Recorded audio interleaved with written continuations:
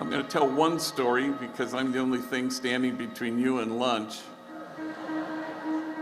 Many years ago, I was invited to speak to 600 social workers in Richmond, Virginia. It was an all-day gang in-service from 9 to 5. I said yes. I figured, I'll give the keynote, or maybe I'll speak at lunch, or maybe I'll close the day.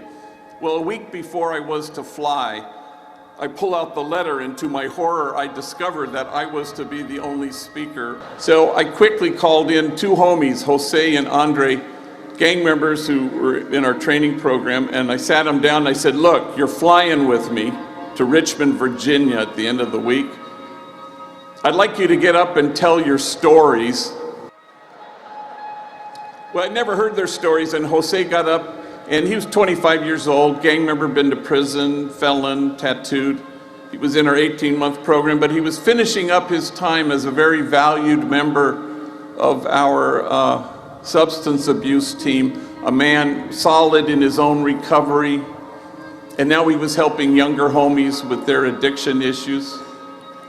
He had spent a long stretch of time as a homeless man, and even longer stretch as a heroin addict. A gentle, kind soul.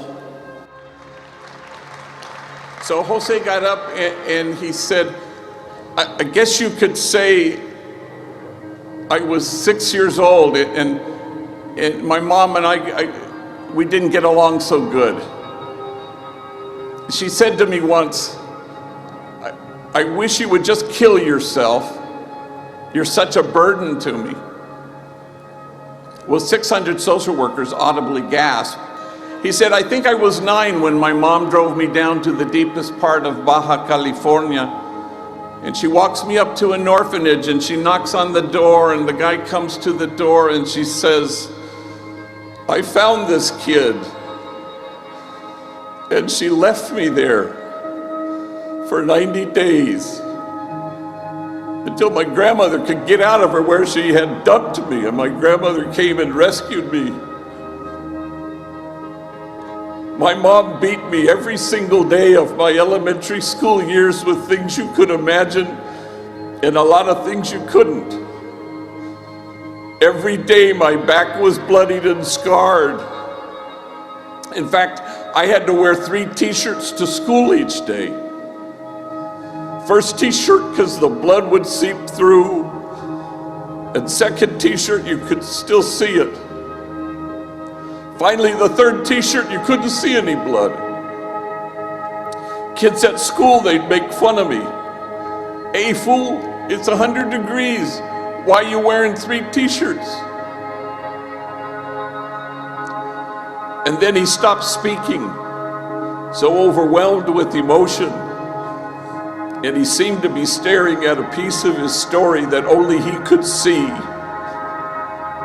When he could regain his speech, he said through his tears,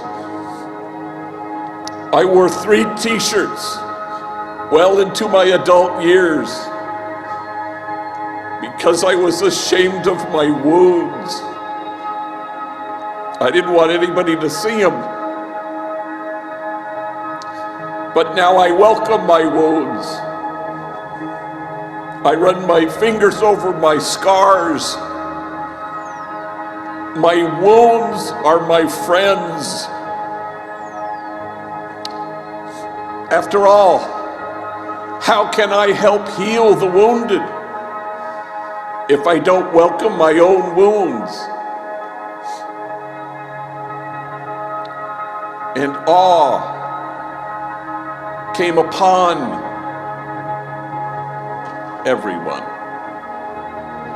He's proof that only the soul that ventilates the world with tenderness has any chance of changing the world.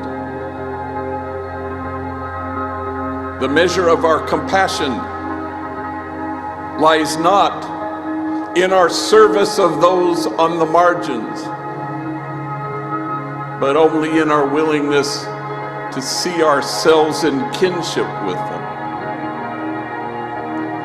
And you go from here to create a community of kinship such that God might recognize it. My sense of the class of 2017 is that you have ceased to care whether anyone will accuse you of wasting your time.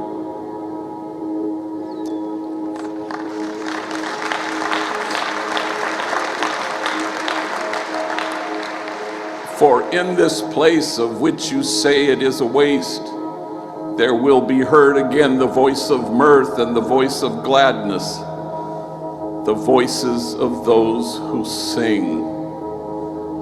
For you have decided to go from here and to allow other voices to be heard. And may God bless you in that class of 2017.